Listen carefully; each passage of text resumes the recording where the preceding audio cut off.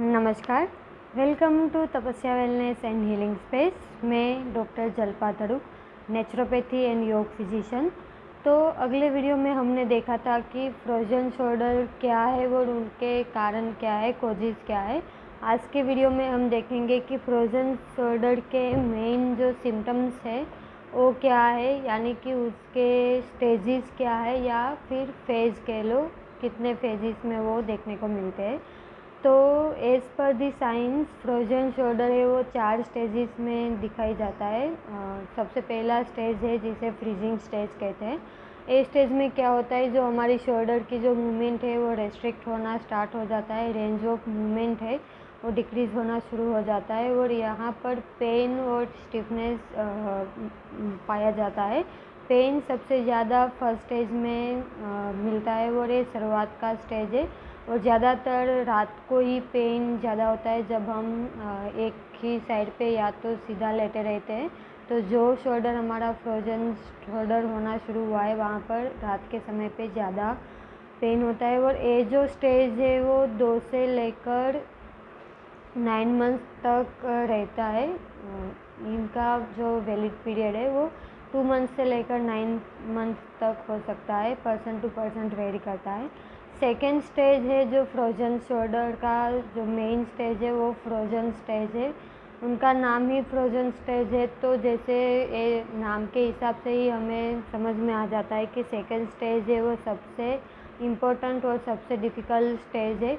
यहाँ पर पेन जो है वो ग्रेजुअली डिक्रीज़ हो जाता है, बट जो मूवमेंट है, जो स्टिफनेस है वो सबसे ज़्यादा हो जाता है, वो रेस्ट्रिक्ट हो जाता है और रेंज ऑफ मोशन है वो बिल्कुल नहीवत हो जाता है। मतलब वो जो पेशेंट है वो इतना भी हाथ ऊपर नहीं कर सकता है, इतना भी ऊपर करने के लिए उसे या तो फोर्स लगाना पड़ता है या पूरे बॉडी का ताकत उसमें चला जाता है। तो सेकेंड स्टेज है वो सबसे ज़्यादा डिफ़िकल्ट स्टेज है और इनका जो पीरियड्स है वो 4 मंथ से लेकर 12 मंथ्स तक पाया जाता है और ये सबसे ज़्यादा डिफ़िकल्ट स्टेज है जिसमें पेशेंट्स अपनी खुद की मूवमेंट्स या खुद का कपड़ा बदलना, खुद के बाल को बनाना जैसे मूवमेंट्स भी वो इजीली नहीं कर सकते और इनकी वजह से उनकी जो डेली लाइफस्टाइल है वो भी ज़्यादातर अफेक्ट होता है। थर्ड स्टेज है जिसे थोविंग स्टेज कहा जाता है, जो ऑलमोस्ट रिकवरी स्टेज के बराबर ही होता है। तो यहाँ पर जो फर्स्ट 2 स्टेज में जो चेंजेस हुआ है वो धीरे धीरे नॉर्मल में आना शुरू हो जाता है। इसके लिए रिकवरी फेज़ के में आने के लिए हमें एक्सपर्ट का कंसल्टेशन करने के बाद डेली एक्सरसाइज या एक्यूपंक्चर, कपिंग ऐसी जो अल्टरनेटिव मेडिसिन है विदाउट मेडिसिन, उससे हम रिकवरी फेज़ तक पहुंच सकते हैं। रिकवरी फेज़ में पेन तो बिल्कुल नहीं होता है, बट जो रेंज ऑफ मूवमेंट डिक्रीज़ हो चुकी थी वो धीरे धीरे नॉर्मल में आ जाता है और ये जो फेज़ है वो 5 महीने से लेकर 24 मंथ्स तक यानी कि 2 साल तक ये रह सकता है। इसका रिकवरी फेज़ है और इतने टाइम तक वो क्योर हो सकता है।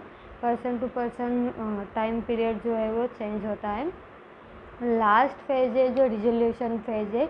रिजोल्यूशन फेज़ का मतलब ही है कि जो पहले था वैसे ही नॉर्मल हो जाना, रिजोल्यूट हो जाना, हाई क्लियरिटी, जैसे रेजुलेशन का मतलब होता है हाई क्लियरिटी, तो यहाँ पर हाई डेंसिटी या हाई पावर के साथ जो पहले जो था शोल्डर वैसा ही नॉर्मल में आ जाना रिजोल्यूशन फेज़ कहा जाता है। तो ये 4 फेज़ है जो फ्रोजन शोल्डर के होते हैं और इसी में ही हमें ट्रीटमेंट प्लान करता है। उनका जो टेस्ट है ज़्यादातर हमें डॉक्टर्स को शोल्डर की मूवमेंट से ही फ्रोजन शोल्डर डायग्नोज कर लेते हैं, बट अभी के अकॉर्डिंग ज़्यादा अंदर का इंटीरियर देखने के लिए हमें एक्सरे, एमआरआई कर सकते हैं, तो ज़्यादा उसमें हम एक्यूरेसी से डायग्नोज कर सकते हैं और उनको इजीली आराम से क्योर कर सकते हैं।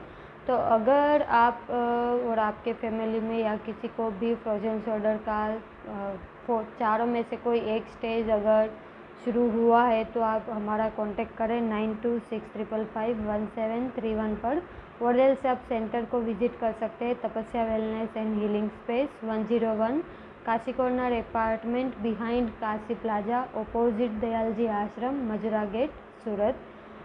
और नेक्स्ट वीडियो में हम देखेंगे कि फ्रोजन शोल्डर का एक्सरसाइज क्या है, कि कौन कौन सी एक्सरसाइज है जो फ्रोजन शोल्डर में हेल्पफुल करता है। तो अगले वीडियो को देखने के लिए हमारी चैनल्स को सब्सक्राइब करें, लाइक करें एंड शेयर करें। नमस्कार।